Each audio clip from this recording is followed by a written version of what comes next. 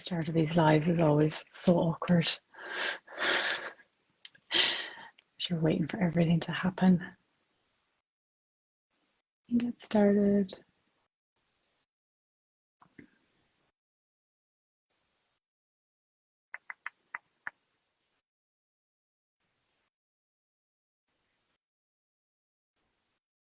I apologize to those who are waiting for this to get going.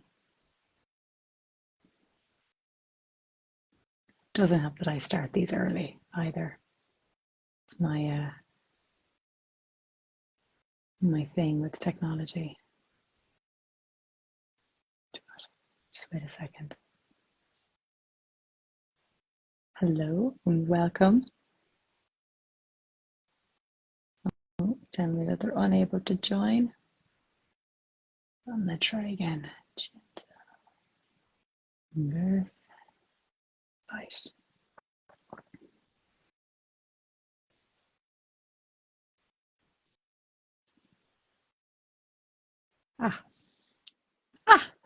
Hello. We're in business. There we go. How are you, Nicola? I'm good, Tracy. I swear to God, I'm still like nerding out a wee bit about this. Stop. Such a big fan. Yeah, I was like, because I always start these lives just a moment or two early for technology and just making sure, and it gives everyone a chance to as well. It's funny because like COVID was brilliant in one way that it allowed technology to open us up to each other, but it's not without its troubles. No, it's not. And it's funny. I was just talking to somebody recently about now that we're kind of back to in-person conferences and this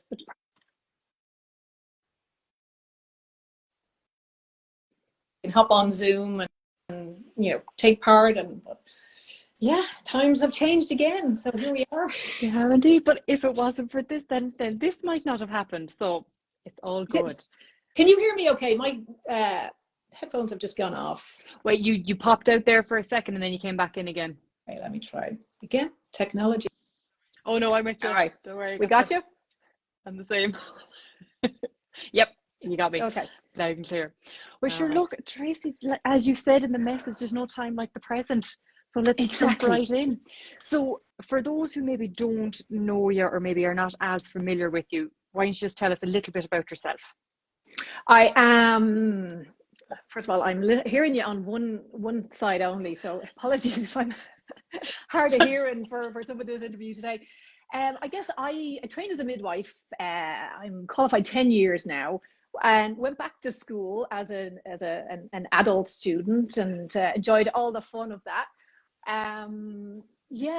Loved my midwifery training. It's a difficult training, but for me, I really wanted to focus on women having a good birth experience as they defined it. So I had been working away with the kind of traditional Mongan method, hypnobirthing, and I was teaching that, and it was just, when you see how the mind can influence the body, it's just, you just can't, like, once you've kind of opened that Pandora's box, because there's good and there's the bad that comes with it, you just can't ignore the fact that we have such potential to train our mind to have a really enjoyable pregnancy and a much more easeful, relaxed postpartum.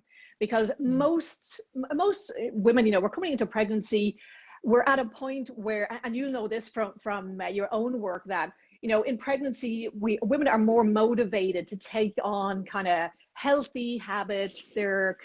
So you're worried about the baby, you're worried about being the healthiest you can be. So that all impacts what's happening in birth as well. So it's like when we are kind to ourselves, which seems to be quite difficult, especially for women, we have this, what I call an untrained mind, or a free range mind, that's just going to cause us so many difficulties, because the mind evolved. If we look at the kind of evolutionary aspect of it, the mind evolved, the brain evolved for survival, not to make us happy, and but it's such an area that I really wanted to focus on, the mindfulness aspect. The hypnobirthing is a brilliant tool as well. And then I found the self-compassion part of it, and I was like, hold up a minute.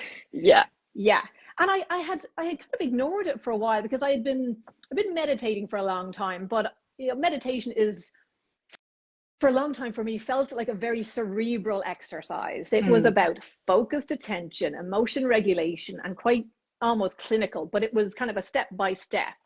And it was kind of from the neck up, my take, which wasn't really a good way to practice, instead of being embodied, but then I found the compassion training, and I was seeing more research on it. And I thought, okay, I don't know how it's different to meditation, but it was when I was living in California, I had an opportunity to do the training in Stanford with some of the biggest researchers in compassion focused therapy. So I thought, okay, let's just in for a penny, in for a pound at this point. So I went to the training, and it was so interesting because I would say 90% of the people who were in the class with me were medical professionals. Wow. They were, and medical professionals who were literally about to walk out the door of their career because they were so burnt out. Wow. From just, and it's, it is a very difficult profession. So lots of doctors, high level, like at the peak of their careers, and they were just saying, look, I can't deal with what's going on in the hospitals anymore. I can't deal with the stress and the lack of compassion because the system was forcing, like we see in our maternity services. Yeah. The system is forcing through these numbers of women who really need a little bit of TLC during this time in their lives, instead of being production lined through. So for me, that was really astounding that all of these medical professionals were recognizing in themselves, this is a tool that can really, really help me professionally and personally. Yeah. So 9 weeks later, I thought, yeah, we have got to make this part of genital birth. We've got to make this, and now I'm at a point where it's like, we have got to make this part of every single birth preparation out there. Yeah. We can't ignore it anymore. So, but tell me, how did you find compassion practices? And well, so in my previous life, I worked with a youth mental health organization called Jigsaw here in Ireland. Right. And you might have heard of it yourself, but kind of through that work, it was a transdisciplinary model. So you kind of worked with all different disciplines. So like I would have been a mental health nurse trained, and I worked with OTs, I worked with psychologists, I worked with loads of different people. So it was that kind of blended approach to supporting young people that kind of opened up this idea that, like, well, let's learn each other's modalities. Like, not in depth, not to the level that the trained professional was, but, you would learn about it, the concept of it, the history of it, and then kind of the tools, techniques that were involved in it. Yeah. And one of them, so my clinical manager, she would have trained as a CBT therapist, and then she would have gone on to kind of specialize a little bit more in the CFT and the compassion focused therapy. Okay. And because she was my manager, she kind of started like bringing it into our supervision. And I was like, what is this? I was like, why are you going there? Why are you pushing that button? Yeah. And then she started to explain the model more to me. And it was like a light bulb moment. I was like, where has this been all my life? So just for me personally, it just slotted, it made sense. It was as if the therapist version of it was talking to me.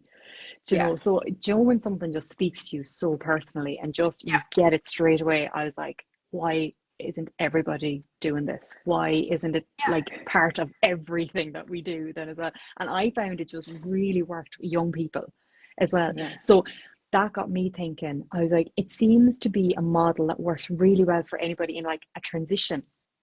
And so it's kind of like you say with the medical people, they were in that transition of like kind of this is what they want to do, and then they're kind of lost a little bit and almost want to just like drop, give it up, just step away from it all. And I feel like that's how the young people were that I was working with. They were in this transitionary period. They were just beating themselves up because they didn't have the answers. They didn't know why they were this way. They weren't doing things right. All the usual kind of spiel then as well.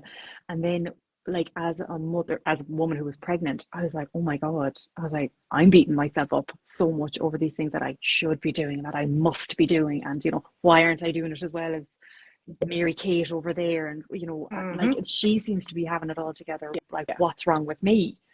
And then of course, I think, which was funny and a bit ironic and a bit hypocritical, if I'm being honest, because of my profession. I was like, well, I should know better. So you're like, Mm-hmm. here it was coming out of the woodwork again. I was like, I should know better. I should be minding myself more and all Yeah. this. So, and then kind of transition into motherhood. I felt that it was something I had to really revisit through a different Mm. lens Yes. because, you know, it's quite overwhelming and really intense postpartum.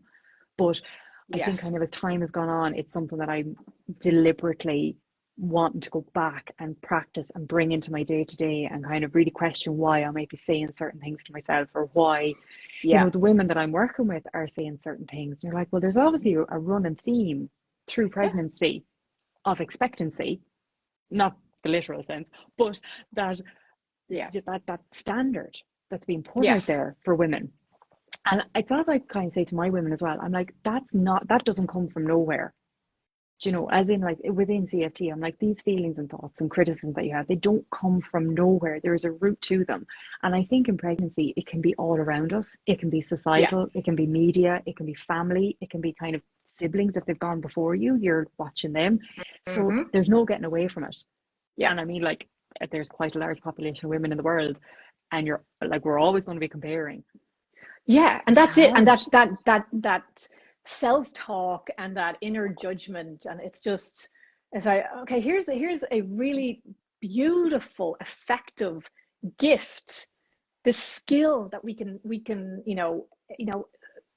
provide to women and their partners, that during this time, this huge transition, that because there's so many kind of stressful elements to it, you're going to be hijacked by your thoughts. Yeah. And when we look at kind of how do we define compassion, because now we kind of, there's different definitions, but mostly we would say it is an awareness of suffering, Yeah. but also the motivation to relieve that suffering. So that's kind of general compassion. And then, but for when it comes to kind of difficult transitions and motherhood, that self-compassion then becomes, it's about, okay, so especially when I talk to moms and when we say, do you feel like you're compassionate, and they look at me like I'm telling them to like murder kittens or something. It's like a disbelief. Of course I'm compassionate and I'm kind, and because there's this association, compassion and kindness is the same Yeah. thing. And it's like, well, it's actually not really. Self-compassion is about being able to give yourself the same care and loving kindness that you would give to a child that Mm. was having a difficult time or had made a mistake, like in pregnancy. You had the extra bit of ice cream, or you forgot to take your multivitamin, and you're beating yourself up because I'm really not doing as well as I should be doing. The shooting all over Should. ourselves. Yeah. Should be doing that, and it's starting to notice that self-talk and notice the tone of the self-talk. And it's like, because when a study that I looked at last year, which just blew my mind, was then when we speak to ourselves negatively in that snarky tone, the physiological response in the body is as if like somebody has just thrown abuse at us from across the street. Yeah. So we have a physiological response, and in pregnancy we're dealing with with body changes and body shame, and where will we be good enough, and so noticing that self-talk, and knowing that just by speaking to ourselves in that negative tone and not being accepting that this is a difficult time in our lives, Mm. we are literally in like causing harm to ourselves.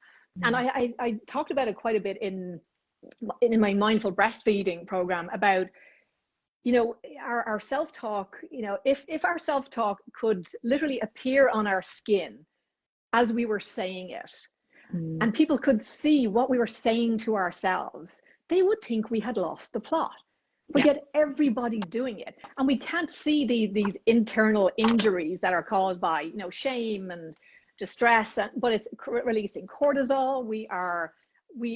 I think one of the nice aspects of compassion practice, especially if we're doing something like compassionate being, for me is the most wonderful practice, because you are literally by intentionally bringing to mind your perfect nurturing presence, whatever that looks like for you, or what they sound like, what would be the perfect thing to say to you. We are changing our body chemistry, and we're changing our body chemistry, which means we're changing our baby's chemistry too. Yeah. So, and then in postpartum, we are, of course, we're comparing ourselves to everyone else on the street. And we feel like we're failing. We're not, and it's this spiral that really can take us down then into postpartum depression and more kind of mental health concerns. So I was like, why not introduce these practices? Introduce them at the beginning of pregnancy, so that you're building this protective mechanism it's protective against mental health concerns. You will feel so much better because you won't believe your own BS.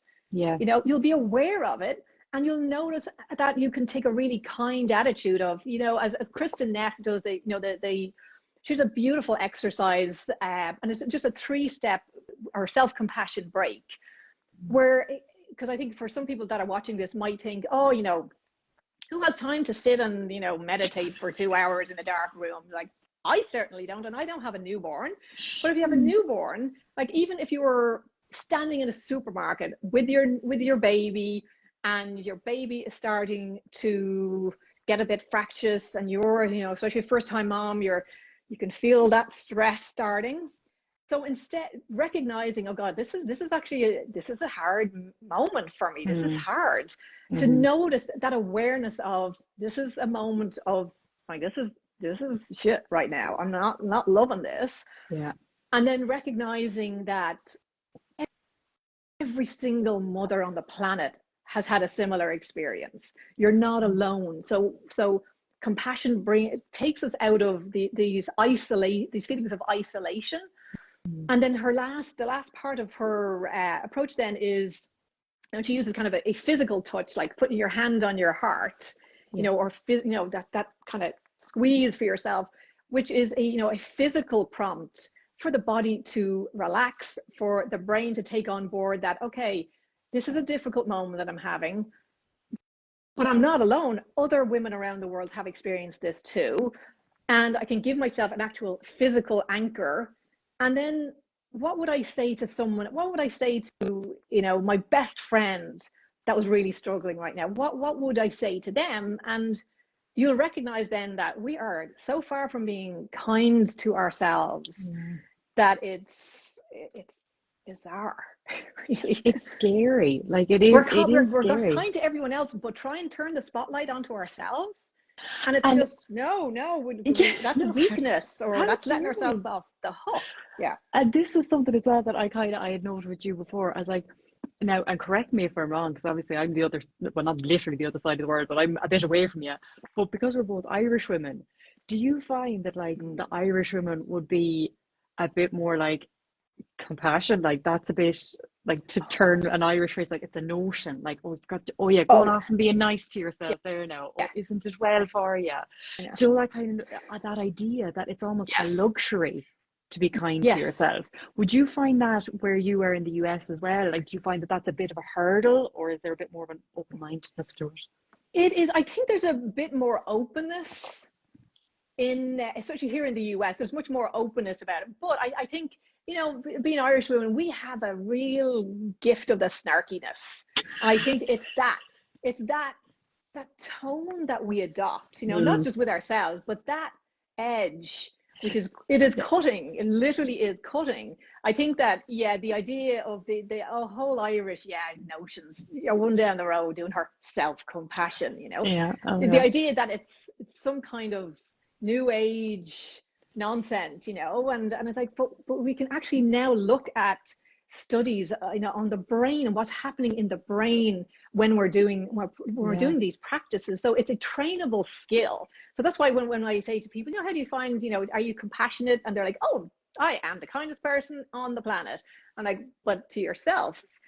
And they're like, well, I try to eat well. And I was like, no. I like, when you talk to yourself, when you make a mistake, I come out of the supermarket and I had forgotten a can of tomatoes for the dinner, and I'm walking to the car and I'm like, the way I was talking to myself, if anyone could have heard me out loud, and like, they would have taken me away.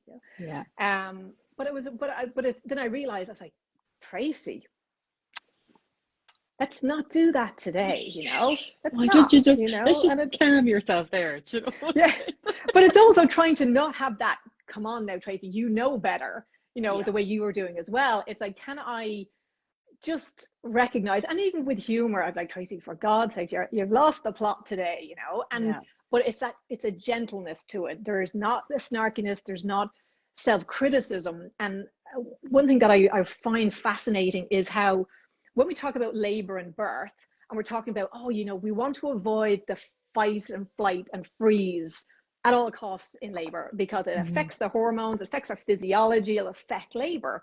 But what happens in postpartum is then we have internalized those. So fight becomes self-criticism. Flight then, or fight, I can't even get the words out now. Fight is self-criticism. So we attack ourselves mentally and emotionally.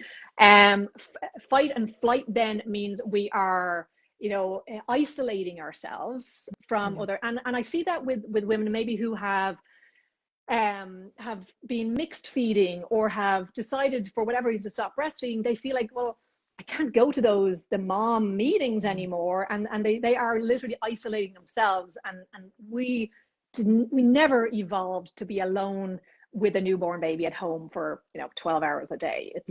That's just, it's an evolutionary change that was really significantly harmful for women and babies. And then the freeze is, we do nothing, and we just, we don't want to think about the difficult feelings, and we just distract ourselves on our phones or with something else. That means we don't have to sit with these like painful feelings, because compassion makes us vulnerable. It's about admitting, what, and I don't like the term being your authentic self. But it is like, it's like you can drop all the pretense. I have not got it together. I think if more new mothers could have that approach to themselves. I don't have it together. Now, Mary down the road looks like she has, and I'm delighted for her. I don't have it together. I'm not a perfect mother. And recognizing that the imperfection, the messiness of just being a human trying to get by in this world, and then throw postpartum into it and a new baby and being exhausted and recovering, that's when compassion is more difficult for ourselves. It's when we're exhausted. And so I think that Kristen Neff, the simple practice of, because it takes, like, you can do it any place, anywhere, being aware, that's the mindfulness becomes part of it, because you start to notice, I'm not being very gentle with myself right now. Is there some way that I can change that? And that hand on the heart, or that touch, releases oxytocin. When I do the compassionate being exercise, I can literally feel my body chemistry change. I can feel the oxytocin. I can feel the warmth in my body. So knowing that we could just change postpartum so much, because the depletion that women experience, our self-talk, all of that is adding insult to injury.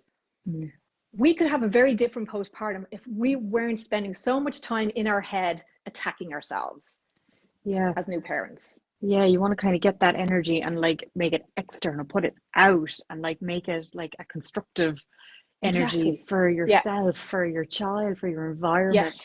And it's like, and you want to get that ball rolling. And I think that's why, like, I started to look at injecting it as like, and I have an upcoming workshop on it too as well. Start getting it in there early doors, because I suppose from Jigsaw, from my previous work, it's early intervention prevention. I have a master's in health promotion. So it's all about like get in there before, because you're just firefighting afterward. It's not fair. It's not fair on a new mom to like, have to kind of deal with all of that afterwards. If they are struggling, if they do slip into that kind of postpartum episode, and then if somebody comes to them and says, oh, we'll try some self-compassion, it's very difficult to practice self-compassion in that space. It's not nigh on impossible. If someone came at you with a self-compassion exercise, and you've a newborn and you're not sleeping, you'll tell them to sling their hook, pretty quickly, not very gently and not very compassionately, but that would be valid. And actually, that would kind of be a quite a compassionate response, because trying to get to force somebody to, you know, do these practices when they're in a state of, you know, vulnerability and stress, and it's not it doesn't work. It just doesn't work. No, it's a waste of everyone's time, and you know frustrating. what? And I love what you just said there. It's like, because a woman postpartum is so vulnerable, and a woman in pregnancy is so vulnerable, but they're two different versions of vulnerability. Yes. You know, and I think that's why it's like so important that if you can introduce the self-compassion within pregnancy, that it will morph and change as the woman becomes a mother and transitions into motherhood, if she's a first-time mom.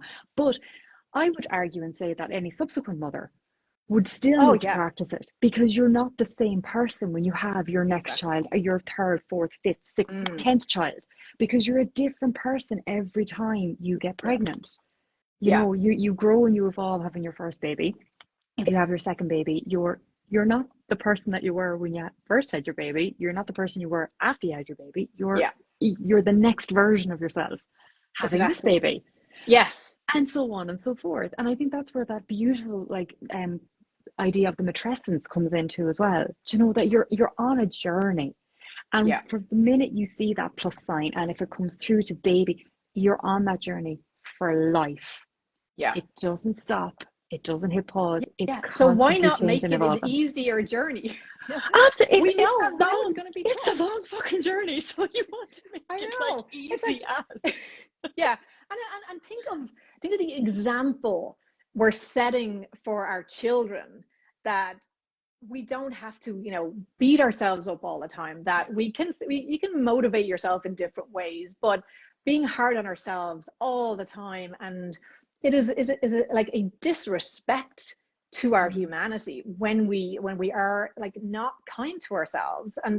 But to set that example for our children, that it's okay to be vulnerable, it's okay to, you know, to recognize that like this time on this planet is like, it's a tricky time, you know, and none of us chose to be in this, you know, as Paul Gilbert talks about the flow of life, and none of us chose to, you know, have insomnia or have a brain that keeps us awake all night. We didn't choose the family that we grew up with. We didn't. Much of this is out of our control and not our fault. So why do we keep attacking ourselves? We are in this flow on this planet, you know, spinning around the universe, and it's hard. So why don't we give kids these tools as well, so that they can emotionally regulate them? I mean, look, we just, you know, together, I think, Nicola, you and I just need to sort out the world problems right now. It is a scary, difficult place for everyone. We just, you know, we'll join forces. We'll fix it all. It'll be grand. So I think self-compassion is a good step forward. It is, and do you know what? But you know what? What stuck to me, I was just like, I learned all about CBT. I've learned about different psychodynamics. I've learned all of that sort of stuff. But CFT just is so simple and effective. Do you know what? That's what drew me in so much. It was the simplicity of it. I was like, this just makes sense when it was in front of me. And Paul Gilbert's line there as well, it's not your fault, but it is your responsibility. And that, I was like, you know, I was just like, it's not my fault, but I was like, but I do have control in this situation. I can take responsibility for this and this. I can't control that. That's not my fault. Exactly. It happened. It's in the past, but I can focus on this and this. And it switches your brain. It makes you more solution focused. It makes you more kind of enthusiastic to find a solution when you can separate the two things out and realize that it's that you're not every version of this story. You're just a piece within it. You know, and that was the thing for me. I was just like, oh my God, like, you know, we all have past, we all have childhoods, we all have upbringing, things like that. And I was like, that's actually nothing to do with me. But this is. I was like, I was just present there. I didn't ask for any of that. I didn't want any of that. But it happened around me. And it's also not to pull all the negatives from that scenario. You know, like a lot of my work is strengths based. So I'm just like, focus on what you do have. Don't focus on what you don't have, because you'll just kill yourself and just run yourself in But circles. but our habit of thought, though, for so many of us is, and again, we'll come back to this idea of an untrained mind.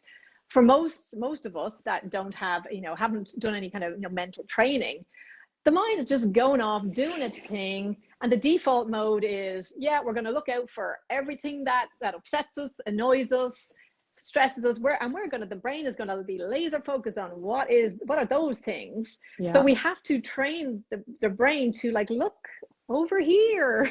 There's so much good stuff over here. Those default positions of the brain just hijack us. So I think we have to help parents understand that, like, your brain did not evolve for happiness, it evolved for survival. You've got all of these really powerful emotions that evolved to, for us to stay safely within our tribe, our group, and to grow with our group. Because to be ostracized from that group for any reason then meant death. So these are really powerful driving forces within the brain that will, and as you know, with Paul Gilbert talks about the different ways of emotion regulation. So I do love this exercise where I'll ask parents to sit down and look at, okay, if you imagine we've got 3 different ways that we regulate our kind of day-to-day emotions.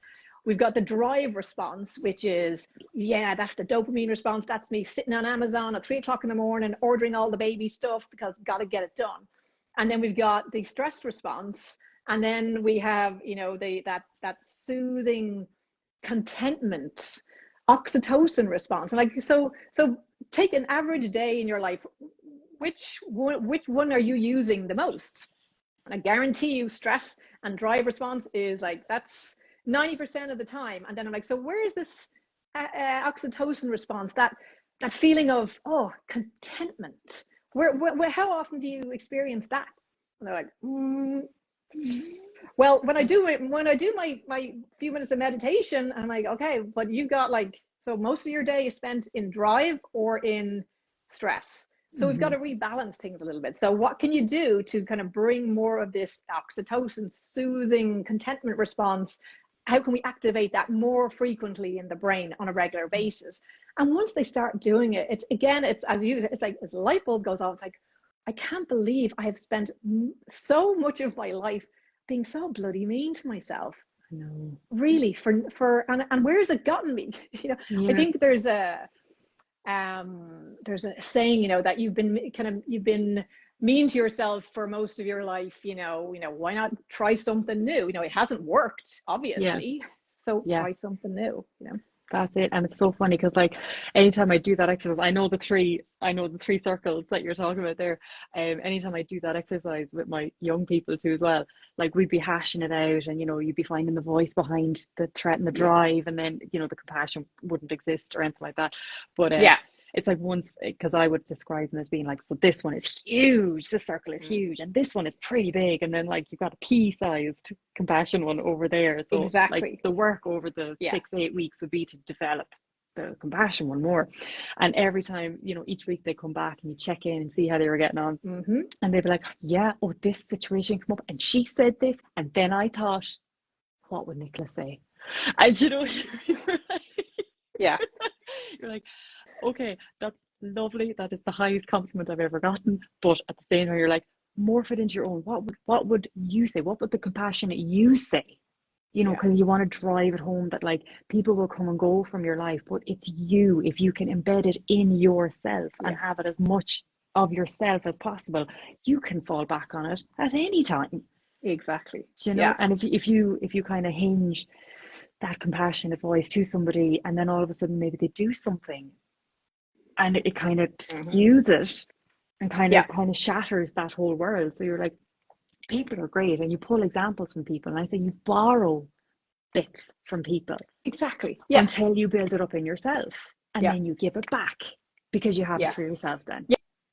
And like, that's what I would say.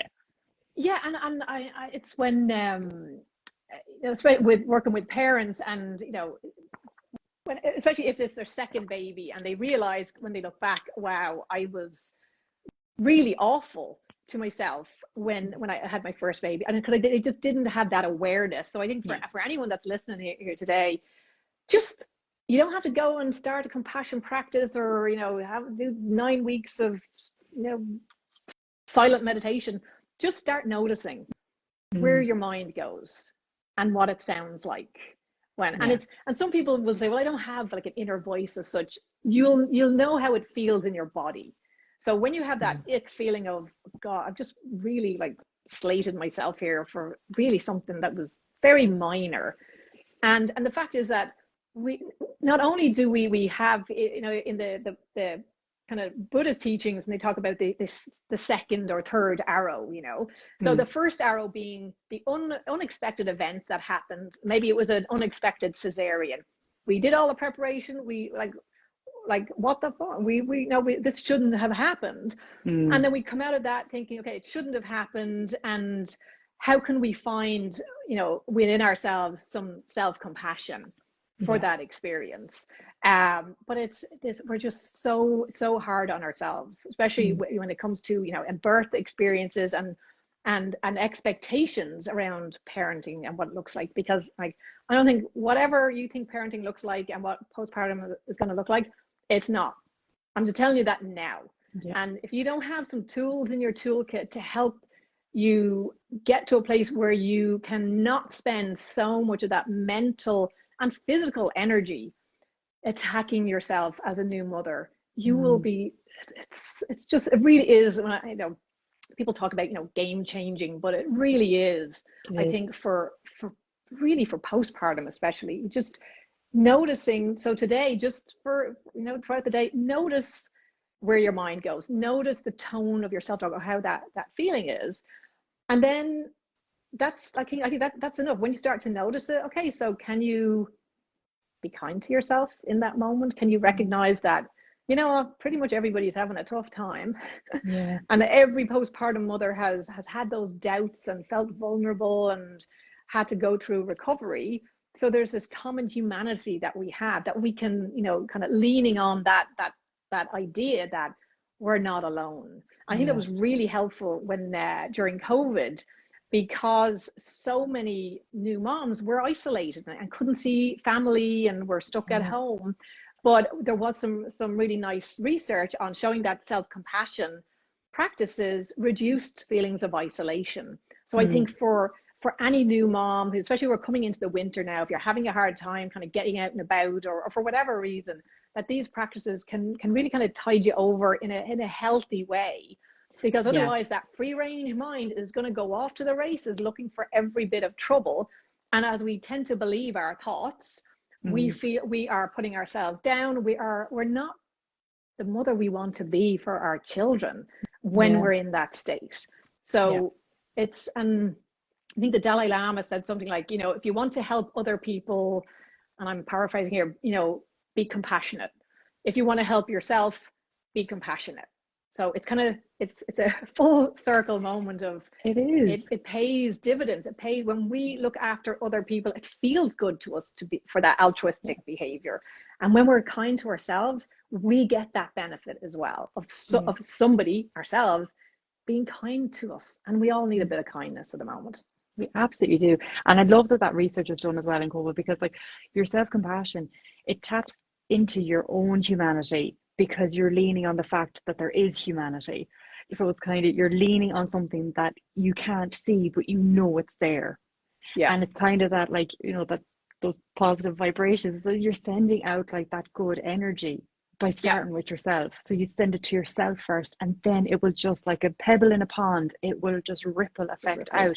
And your kids is the closest thing to you, so they're going to get the first ripple, and then it'll flow after that. And like, why wouldn't you want that for yourself first, and then for your kids?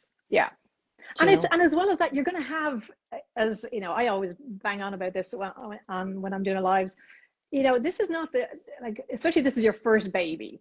This is might be one of the biggest, the first kind of big adult transition you've experienced in your life. The first kind of crisis, really. But there's going to be more. And I don't want to be the bearer of bad news. There's going to be, job losses. There's going to be illnesses. There's going to be maybe even death. Yeah, that's just part of life. So again, this is not. So if this is your first baby, there's more shit coming down the pipeline. So give yourself the gift of these tools to nurture yourself through each of these crises, so you have something to grab onto that is going to support your emotional wellness as you work through whatever that problem is. But you're doing it from a standpoint of kindness and gentleness towards yourself. And I always think of it, if you're try and think of how you would speak to your baby if they were upset. It's like, can you turn that onto yourself, and in a way that's meaningful, and not that it's like, oh, it's some new age nonsense. It's like, no, we can now look at what's happening in the brain. There's brain changes happening when women are practicing regularly. So it's really a very tiny time investment for a huge benefit for literally for the rest of your life. Yeah, 100%. And I would say not just for first time mums, but like mums, because I suppose I would have been one of these mums who like went on to have their second baby, and then that's when I found hypnobirthing. And then I kind of, from my own practice, would have like blended the self-compassion. But I actually had to do an awful lot of work on myself during my second pregnancy, because all of this stuff started to get unearthed from my first labor. I was like, I didn't know that was a choice. I didn't know I could do that. Why did that happen? And then I found myself getting really frustrated and angry. So I had to do a lot of work. And blame. On myself. We blame ourselves. Oh, there was an awful lot of blame. The blame and shame. I always say, in when you have your baby, it's like they take the baby out and they put the shame in. It's like, and again, kind of going back to the research, there's some lovely research on, especially again for women, and there's several papers that were done on female athletes and body image, and we know that postpartum we have issues with our body and we have a changing relationship with it. There's no reason it can't be a positive one. But recognizing that the self-compassion practice can reduce your body distress and shame around what how if our baby is sleeping or not, or we find a reason to shame ourselves, and it's such a really harmful emotion that really has the evolutionary aspect of it is, again, because shame would have you thrown out of the tribe. So if you did something that was really terrible. So I think that emotion of, again, self-compassion, being kind to yourself when you realize maybe that wasn't the smartest move, but it is what it is. And because as humans we tend to ruminate on, I made that mistake 20 years ago and I am still talking about it. You do a presentation in work that goes amazingly and it's brilliant, but you can only focus on that one thing you forgot to say, or that one phrase that you got wrong, and it's, again, that's just those default parts of the brain that just go looking for trouble. And I think once you know that your brain's looking for trouble, so you have to be the one to guide it, because it'll just go and do its own thing, like having a little untrained puppy at home that's just, I was going to say, like the toddler in the shop. Yes. The toddler in the shop, you have to go grab their hand. You don't want a toddler running your show. Exactly. But most people are doing that and just don't know that there's another way. Exactly. Yeah. And I think that's the piece, is that you don't know. And then people give out to themselves when they do know. And you're like, but how could you, how could you have known? You literally didn't know about this until I told you a half hour ago. And now you're beating yourself up because now you know something new. I'm like, do you see what's happening here? They're like, yes, I do. I do see what's happening. Can you let yourself off the hook? Can you actually be in your own corner for a little bit? Yeah. And I think that's what's so important by doing it in pregnancy. You're prepping that person going into labor that they are in their own corner. As I said to a woman this morning that I was working with, and she was like, oh, I'm very lucky to have my husband. And I cut in straight away. I said, he's lucky to have you. I said, you're growing your child. And I said, birth partners are a benefit. They're not, they're a benefit. You are your own best person in that room. I said, everyone else is just a bonus. And I said, but you have to, but it's starting with you and having the confidence in yourself that you can do this. Of course you can do this. And yes, it may not go the way that you're hoping it to go, but you can still stay in control of that situation as the best you can by knowing your decisions, knowing your options, and believing in yourself and making the best choice for yourself at that time. And even because afterwards you can look back and be like, okay, yeah, it didn't, but I'm happy with the choices I made, because I know I can't say that after my first. But I do think, though, that you can come out of any birth experience and see it in a way that, especially if things didn't go the way you had hoped for whatever reason, I think there is, within this kind of compassionate framework, there is space for,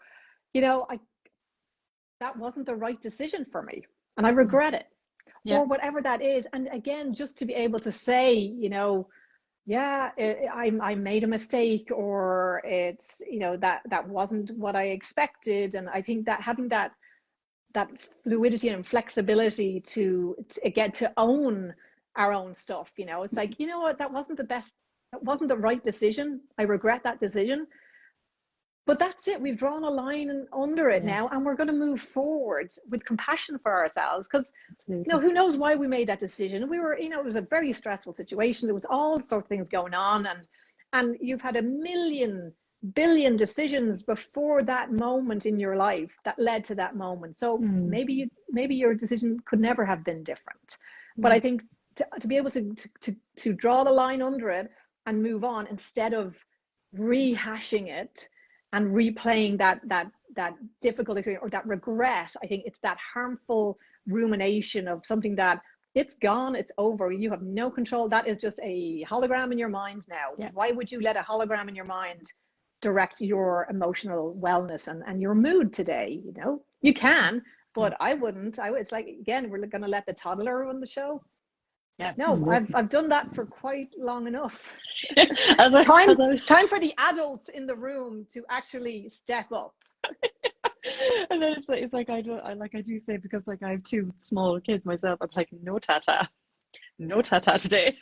To that. Even when I hear my own little critic, I'm like, no tata, not today. I have too much to do. Yeah. Maybe later, visibly later if needs be. But it's easy for me to laugh at, because I'd always kind of, my compassion itself is my humor then as well, because it counterbalances that sharpness that us Irish women are just so good at. So it kind of knocks it off its arse a little bit there as well. But it is, and it always kind of comes back. And I would say this for, like, subsequent mums who are going on to have more babies then as well, that sense that, like, it's not your fault, but it is your responsibility to make different choices this time, but to educate yourself and know what you can do, and you can do it. And then you get back to that motivation, you get back to that coach kind of like, you can do it.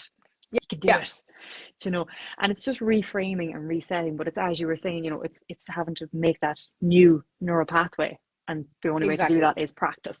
Exactly. Yeah. And it is funny when you talk to people about, what do you mean compassion is a practice? It's like, because again, it's the assumption of, well, I already do that, I'm like, but you don't do it very well for yourself. And that's who we're worried about right now, Exactly. So yeah, it's, I don't know if you'll see me on Twitter, you'll see me asking anyone doing self-compassion and antenatal education, anybody, it just feels like it is such a missing piece of, we're we teach relaxation, we'll do hypnobirthing, but like, here's something that can have benefit for you in 30 seconds, literally. If you can just have that awareness that, I am just not really being kind to myself right now, and I deserve. It's not that we offer ourselves compassion or do these practices because life sucks right now. It's because we're humans and we deserve to be gentle towards ourselves. We deserve to be happy.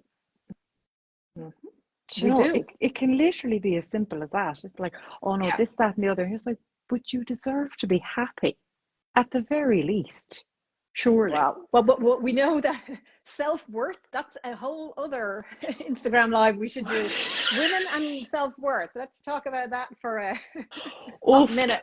We can have a whole series, because we feel like we don't.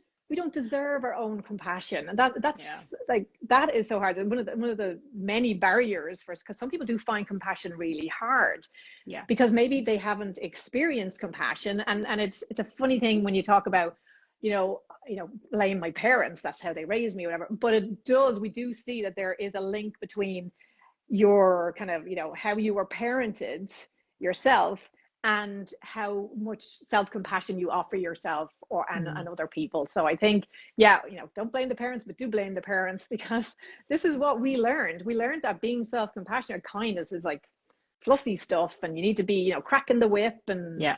it's like, yeah, no, that's just not borne out in the research, but it is a common kind of fable that, you have to, crack the whip, be self-critical, because if you don't, you'll be weak, or you'll lose your edge. And it's like, when you look at Darwin, he's often misquoted as, the survival of the fittest. But what he said actually was about groups, it was survival of the most sympathetic. So these emotions, these altruistic emotions of caring for others, it gives us benefits and gives the community benefits. So it makes sense that, again, as an evolutionary idea, that groups they did better together when there was compassion and we cared about each other, and that was reciprocated. But now we're isolated, we're not in those groups anymore, and we're at home doom scrolling and Doom scrolling. doom scrolling. Oh, I'm Yeah, writing that that's down. just, so I'm like, so take 5 minutes away from doom scrolling today, and just sit and with the painful emotions, sit with the shit, and just be nice to yourself in the middle of it. That's where the rubber meets the road. It's when you're having that really horrible day, and instead of doom scrolling to avoid the emotions or bury them, we can just acknowledge that I'm having a tough day. Being a human, being a woman is a tough gig. So what can I do to relieve this pain right now? And you'll find your own answers. It's not going to be, disappear off onto into a meditation retreat for 3 months. And it's not going to be something that is going to be really bad for your health. It's going to be something that will support your goals as a new mom, your goals as a parent, that they will be positive and healthful for you. Yeah, absolutely. And the more you practice that, the more you'll notice yourself just go to it naturally as your default. And then as you become a mom, and demands become so much more intense, like your boundaries change. You say no to things more. You say like yes to more specific things. You like it all changes, like a domino effect. And then but again, it comes back to like that practice, that the more you have to practice it. And as you said there, like that practice only comes from noticing. Then as well. And you might, and it's like everyone's different. Some people work from the neck up, some people work from the neck down. They might not hear it up here, but they'll feel it. And then some people will hear it straight away, and then they might not notice it in their body at all until it's too late. Maybe then as well. But whether they notice it in the body or not, it is being in that shame cycle or self-critical,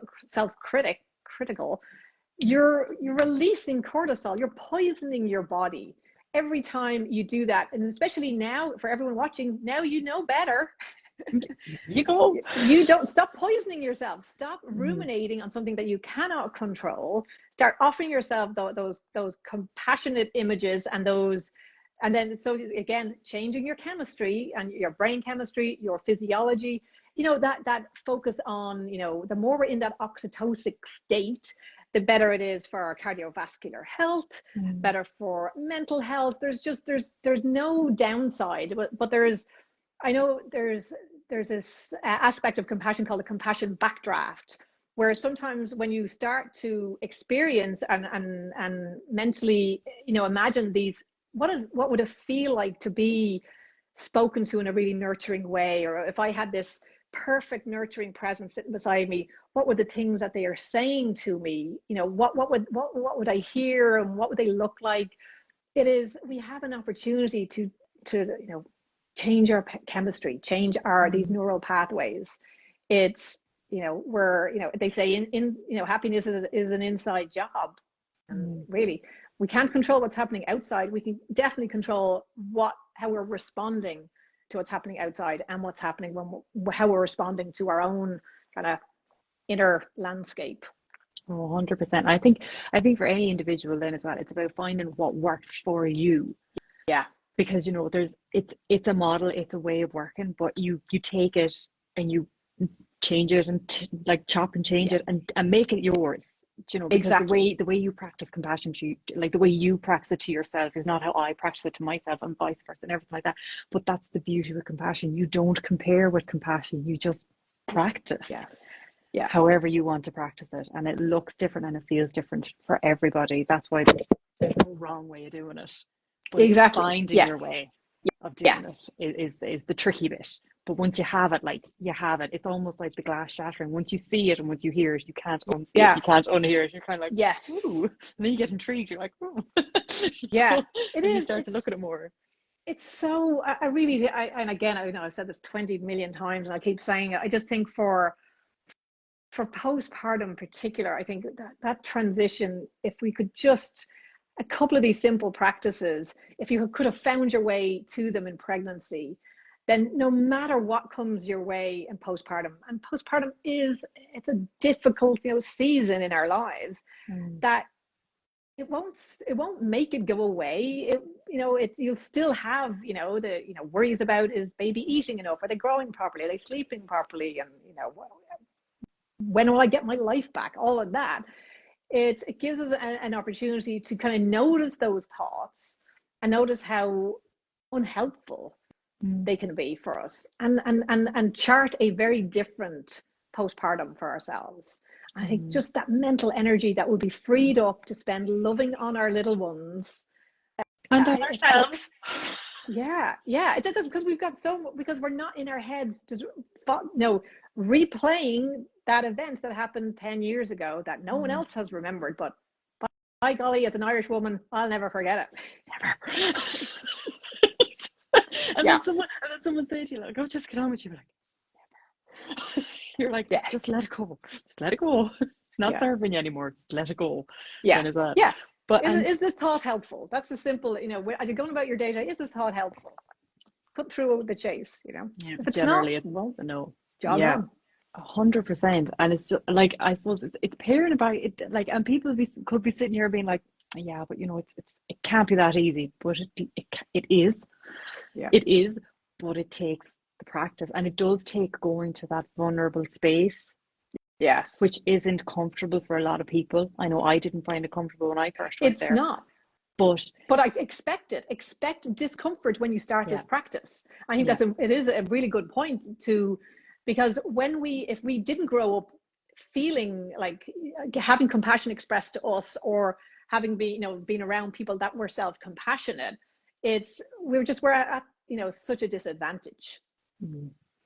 And it's like there's beauty in that space as well, though, like the Yeah, discomfort and the yucky feelings and yeah, the past coming yeah, in. yeah, There is beauty in it because it's in that space that you recognize your place, which is generally not there at all. yeah, It's just that, as I said earlier, it's just that you just happen to be present in that space. And yeah, it's that acknowledgement and then being able to be like, oh, there's a bit of resolution in it. But you kind of yeah, have to go there to get that yeah, resolve yes, and then come back out of it as kind of the reformed, yeah. like, okay, this is the new way. Yeah, This is how we're going yeah. to do it. I recognize that. Again, I didn't choose any of this. Really, I didn't choose this body type. I didn't choose a family and but it is what it is. I Mm. have to make the most of it. So I couldn't control any of that. And like, but I can wider my lens and see, you know, a lot of the world experiences really difficult, painful emotions, Mm. and this is just a tool that we can help to, get through the messiness that life is, with a few less scars. Absolutely. And it's kind of, I would say to a lot of my women as well, I was like, your kids are version 2.0, Yeah. because they're like, oh, well, like, what if I do this and what if I do that? I'm like, look, you're going to mess your child up in one way or the other. Okay, let's just call a spade a Yeah. spade. But they're version 2.0. Yes, you're going to do things wrong, but think of all the stuff that you're going to do right because you're going to be trying to mend yourself to make it easier. then as well, and the kind of not have history repeat itself to the full extent. Yes. You know, so it's creating compassion even within the parenting then as well. You're just like, there's no such thing as a perfect parent. There's no such thing as a perfect child. No. You know? So you're except like, for mine. Lucky you. I got the good ones. None left. But like, I suppose every child is perfect too, but like, it is that thing that like, but nothing, there can be no perfection because that's unattainable. But that's the beauty. It is messy. It is flawed. You are going to get things wrong. But look at all you're trying to get right. Even by having that conversation, even by naming your worry, you're already working toward not doing it. Yes. Yeah. You know, and it's like, I think it's when you point that out to people, they're kind of like, oh, I didn't think about it that way. Yeah. But, you know, it's just like the minute you vocalize, like, oh God, what if I do this? The fact that you're already thinking about it means that you're probably not going to do it. Yeah. So be nice to yourself. You know. Yeah, it really is like it's so simple yet. Why can't we just do it? You know, it's like, and I do realize that, you know, when we haven't, if you didn't grow up with that kind of level of emotional intelligence with your parents, that it can leave you very uncomfortable, because there's a saying that I think it's Chris Germer says something like, love shows anything unlike itself, I think it is. So when you start to offer yourself self-compassion, offer these feelings of being nurtured and cared for, if you haven't experienced that before, that can bring up lots of minutiae that, you know, you might want to talk to somebody about, you know, because it's such a new concept. And then you realize what you missed out on growing up, not having that loving, nurturing in your life. And it does, there's lots of, you know, in the books on compassion, and that it's a really lovely way of reparenting ourselves. Yeah. That we can offer ourselves that nurturing touch, that nurturing voice within our heads. And that's why I love that compassionate being, because at the end of imagining, like, literally having this thing with this person and this conversation, and that at the end of it, they kind of like, they dissolve into you. So it is you offering yourself this self-compassion, and knowing that you are literally only one thought away from feeling better. A little bit better, just one thought away. It doesn't need 20 years of therapy. You're literally one thought away, one little practice away of changing your physiology, changing your baby's physiology before they're born. And setting, you know, we know that we are the architects of our baby's brain. So why wouldn't you want to spend time in pregnancy literally marinating your baby's brain in oxytocin and all these positive, lovely hormones, and instead of adrenaline and that drive, that dopamine system? You know, it is a choice, but if you don't know about it, that's why I think let's just get it into every class. Get it there, just stick it in everywhere and anywhere. Anywhere there's a little gap. A little bit of compassion in there. Sprinkles of self-compassion around. Really simple. Let's just teach this to 4-year-olds, so we don't have to have this conversation another 20 years saying, why didn't we ever just put self-compassion in schools for little kids to regulate themselves? You know? Well, now we're doing mindfulness in school. We'll get there. We'll get there. That's a great first step, you know, because the part of compassion is that you have to be mindful to have that awareness of, oh, I noticed where my mind went there. Oh, that wasn't a very that wasn't nice. Kind. Yeah. But you draw a line under it and say, okay, let's do better. We move on. You know? Try again. Just step back and try again. That is that. Exactly. As you would say to any child who's just making mistakes or, you know, trying to get it right, you just try again. Just try again. Yeah. It's okay. Just try again. That is that. I could sit here and talk about this. I know, this is the thing, you know. It's such a lovely practice, and so many benefits for parents, and for dads as well. You know, dads are dealing with their own, and partners, they're dealing with their own kind of, you know, internal stressors of becoming a new parent. And again, like, you know, offering yourself that nurturing, you know, presence to yourself as you transition, and just to make it a little bit easier. Yeah. You know, this is not, being human's not easy. So, and we don't come with a bloody book to get it right. So let's just have a couple of No, every now and then I do look practices that down can in help. between my legs and go, when's that book coming out? Yeah, it's like, yeah. Any day now. It's you arrive and it's like, just get on with it. You know, it's like, okay, so will we permanently have a 2-year-old that's running the show and not doing a good job of it? They're trying their best. But they are. But we need the adults. We do need the adults 100%. But look, as I said, even though like it's evening time here, I know it's the afternoon there for yourself too as well. But I think I've kept you long enough. But I have enjoyed every minute of this chat. Every minute. We should do it again. We should definitely do it again. And there's so much to talk about. Yeah, there really is. Just in my 10-year plan, we'll get there. We'll get there. I've got the 5-year plan and the 10-year plan. You're further ahead than I am. I wouldn't go that far. To live in the moment. Let's just get to with this week's plan sorted. No, I've got 5 years done. I know, I've got the day done. I'm good. Yeah, you're right. I still have a few hours left. There you will be fine. You will do this. That is all. But good afternoon, Tracy, thank you so much for your time. I truly appreciate it. Big fan. Say it again. That is all. It was lovely to chat, and let's do it again.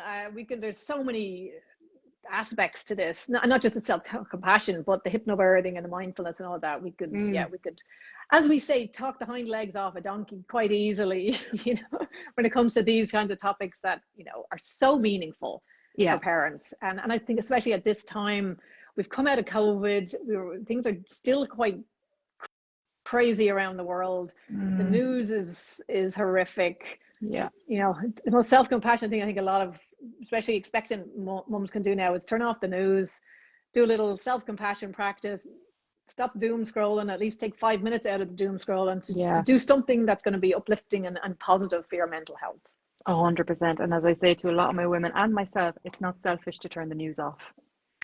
Not at all. It's not Absolutely selfish. Not. And no, you're not a bad person for doing it.